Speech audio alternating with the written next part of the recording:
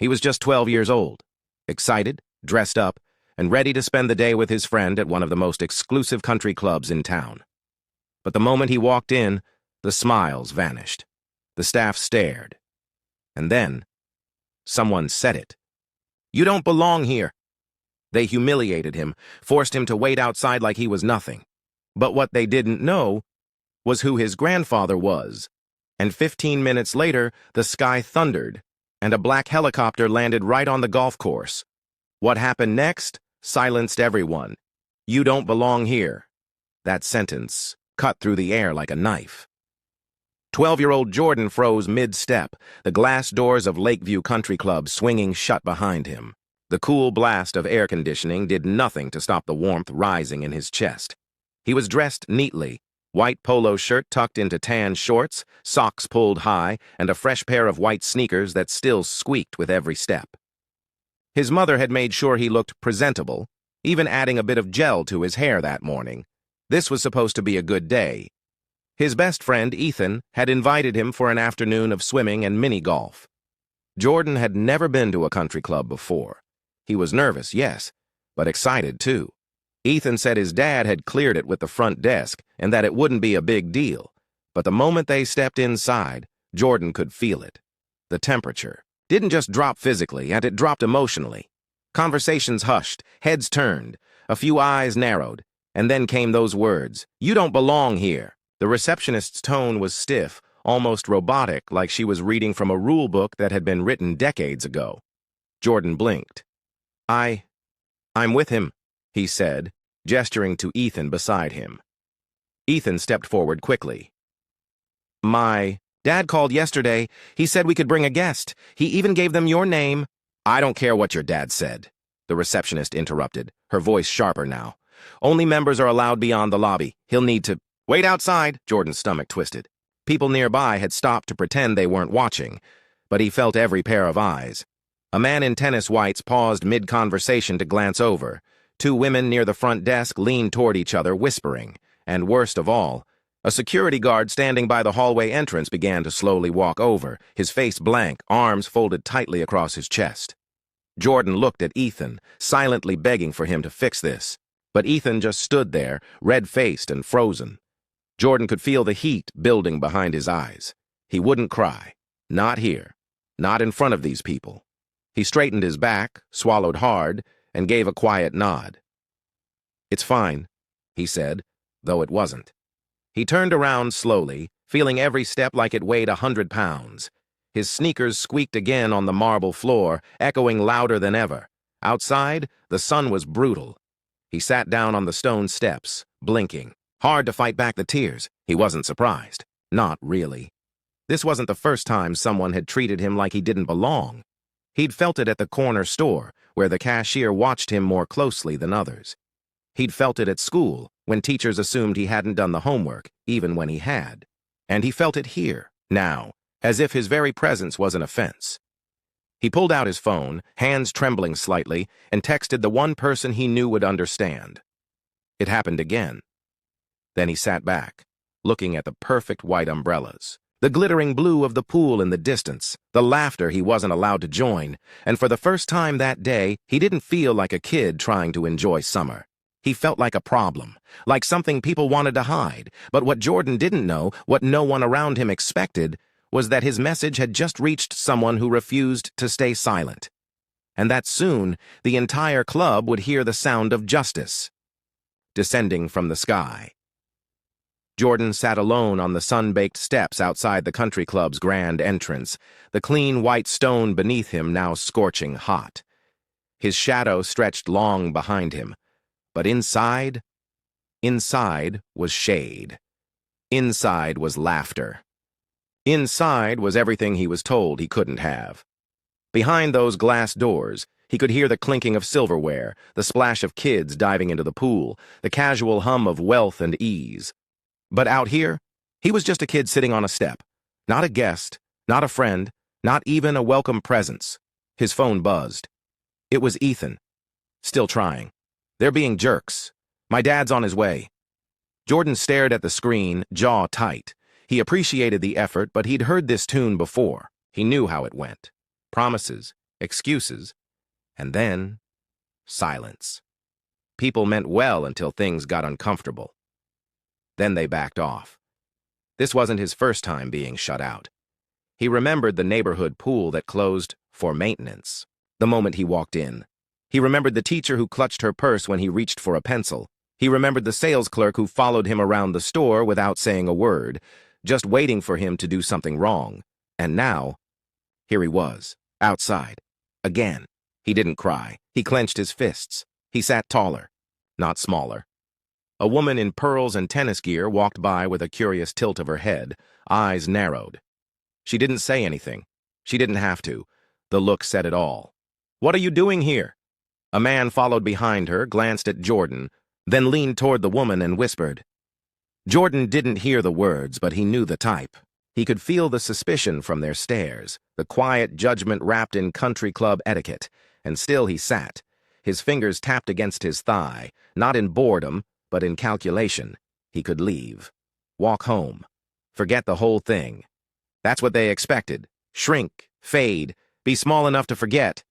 But Jordan wasn't small. Not today. He pulled out his phone, unlocked it with a swipe, and tapped into his messages. Only one name came to mind. Only one person he knew who wouldn't ignore this, who never ignored this. His grandfather. He didn't type a paragraph. He didn't explain. He didn't need to. Just 4 words. It happened again. He hit send. And then he waited. But not like before, because something changed in that moment. The air felt heavier. The sun burned hotter. The silence outside the country club shifted into something sharper, like it was holding its breath. Inside, people continued sipping lemonade, laughing, adjusting their sun hats. No one inside had any idea what was coming. They thought the moment was over. They thought the boy on the steps was finished. But Jordan knew better. His grandfather didn't just listen. His grandfather acted. 20 minutes dragged by, then 30. The sun hung high, baking the pavement. Jordan shifted on the hot steps, trying not to let frustration show. His phone screen dimmed and locked. No new messages. He stared off into the distance, just about ready to stand up and walk home. Then it happened. A low, deep rumble rolled across the sky. At first, no one noticed. The country club hummed with its usual luxury, the soft chatter of the elite, the clink of ice cubes in tall glasses, the lazy swish of tennis balls. But then the rumble grew louder, stronger, like thunder, only steady. Jordan looked up. Whup, whup, whup. The sound turned heads. People at the pool paused mid-laugh. A server dropped a tray of water glasses. The players on the tennis courts froze and shielded their eyes from the sudden glare of the sun. And then, through the trees, it appeared, a black helicopter, sleek, powerful, roaring as it carved through the clouds. It moved with purpose, like it had a mission, like it wasn't asking for permission. The giant rotors sliced the sky open, kicking up a storm of wind and dust. White patio umbrellas flapped, violently. A golf cart tipped over. Women grabbed their sun hats. One man's toupee took flight. The helicopter circled once, just once, then slowly descended onto the golf course lawn. The very lawn that moments ago had been a playground for the privileged. Now, it was a landing zone. Chairs tumbled. Napkins flew like startled birds. The once pristine calm of the club erupted into chaos. Security guards ran outside, radios in hand, but they were too late. A crowd formed at the back windows. Guests pressed against the glass, murmuring, pointing, some recording with their phones. The ground shook as the chopper touched down. Whup, whup, whup, whup. Then, the blades began to slow. Time felt like it paused. The door opened with a sharp hiss.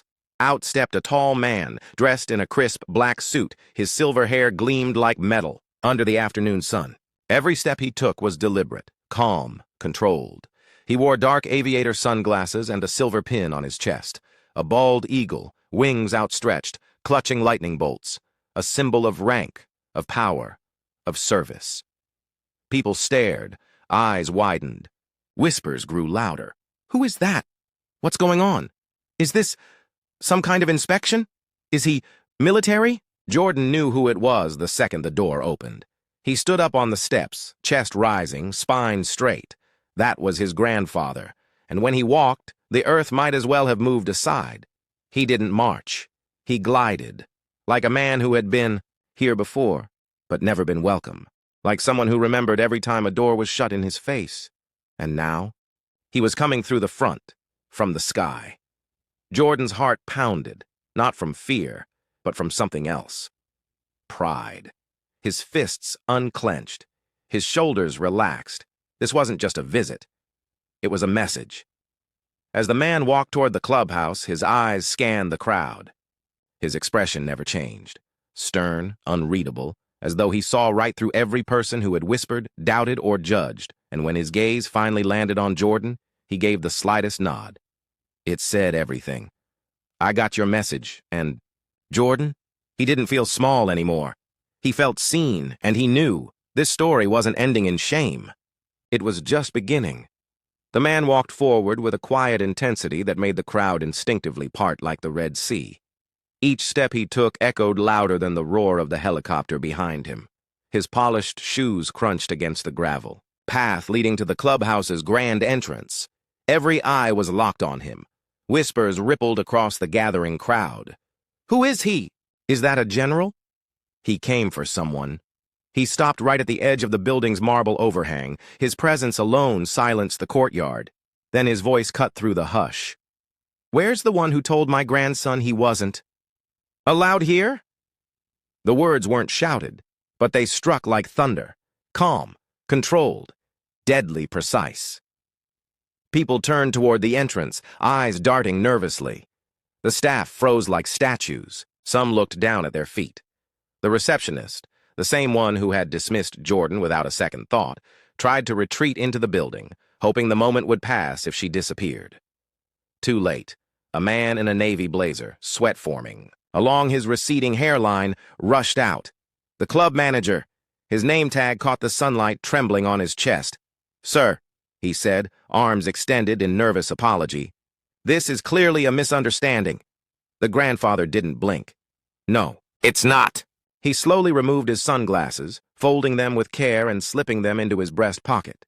His eyes were sharp, steady, eyes that had seen combat, that had stared down injustice before and never backed away. Let's be clear. He said, his voice now like the edge of a blade. This place, this institution, denied my grandson entry not because of a policy, not because of a call, but because of the color of his skin. A hush fell again. You could feel it. The weight of the truth. The way people shifted uncomfortably but didn't dare speak. The grandfather slowly turned and gestured toward the immaculate buildings, the manicured lawns, the proud white pillars of the Lakeview Country Club. I know this place, he said, better than most of you. He took a breath, not out of hesitation, but of memory. I used to work here. As a teenager, I swept these floors, cut that grass, served drinks I couldn't afford. I remember a time, he pointed to the back alley, of the club, when people who looked like me weren't allowed through the front entrance. No one moved. The shame was suffocating. But now, he turned to the crowd, his voice rising, proud and unshaken. Now I land helicopters on your golf course. I walk through your front doors without permission. Because I earned it. I served this country. I bled for it. And I succeeded in ways this place never imagined I could. He paused, then turned, gently placing a hand on Jordan's shoulder. The boy looked up at him, eyes wide, lips trembling, heart pounding, and the man smiled just slightly. And this boy, my grandson, deserves better than what you gave him today. Jordan's chest swelled. People in the crowd looked down, some ashamed, others stunned. A few guests murmured quietly, agreeing. One woman even wiped away a tear. The manager stammered, I didn't know. That's the problem, the grandfather replied. You never ask, you just assume. He looked down at Jordan again. You never let them shrink you, he said softly. You hear me? You stand tall. Let the sky make room for you. Then he turned back to the stunned crowd, eyes like fire. My grandson isn't going anywhere. He'll be using every inch of this club today, and tomorrow, too. And if anyone's got a problem with that, He pointed toward the helicopter still idling in the distance. "I suggest you take it up with the skies." No one said a word. For a long moment, the silence stretched, thick, electric, undeniable. Parents looked at each other with wide eyes and heavy expressions. Some whispered apologies to no one in particular. Teenagers, phones already raised, captured. Every second in stunned awe. The camera angles wobbled, but the moment, it was sharp, clear, unforgettable. Then, softly at first, someone clapped, a single clap. Then another. Then the sound spread like a spark on dry leaves. Applause erupted. Reluctant at first, then real, some even rising to their feet. It wasn't just about what had happened, it was about what had changed. The manager, now visibly sweating, stammered out an apology to Jordan and his grandfather. It came with all the usual excuses: miscommunication, unintentional, a learning experience. But the words rang hollow. The receptionist, gone, slipped away like a ghost, her nameplate left behind on the counter. Jordan stood still, overwhelmed, caught between disbelief and pride. For so long he'd been told to stay quiet, not make trouble, to just let it go. But not today. He looked up at his grandfather, his protector, his living legacy. "You didn't have to come," Jordan whispered, voice trembling. His grandfather smiled, gentle now. "I always come," he said.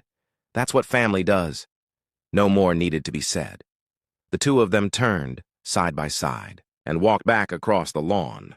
The same lawn Jordan had once believed wasn't meant for him. Now, he walked it with his head held high.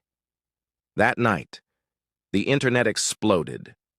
Footage of the black helicopter slicing through the clouds hit social media like a lightning bolt. News anchors replayed the clip. Headlines read, "Veteran lands helicopter to defend grandson from country club racism. Powerful response to discrimination goes viral. Grandfather's bold stand leaves America speechless." Millions watched. The moment Jordan's grandfather stepped out of that chopper and rewrote the story. It wasn't just about one club anymore. It was about every kid who had ever been told they didn't belong. Every door slammed shut. Every whisper. Every side-eye. The country club issued a formal apology the next morning. A press release. A statement of regret. Promises to do better. Diversity training scheduled. Policies reviewed. But Jordan? Jordan didn't care about going back. He didn't need their pool. He didn't need their golf course. He had already made his mark in the sky. More importantly, he'd learned something deeper than acceptance. He learned identity. He learned power. He learned what it meant to be proud of where you come from, to carry the weight of history with pride and not shame. And the next time someone tried to tell him he didn't belong, he wouldn't shrink. He wouldn't flinch. He'd remember the thunder in the sky. He'd remember the hand on his shoulder. He'd remember exactly who he was and where he came from. If this story moved you, if it reminded you of the strength in standing tall and speaking out, don't scroll away. Hit that subscribe button, smash that like, and drop a comment below telling us where you draw your strength from. We've got more powerful, true-to-life stories coming that you don't want to miss, because sometimes justice doesn't knock. It lands with a roar.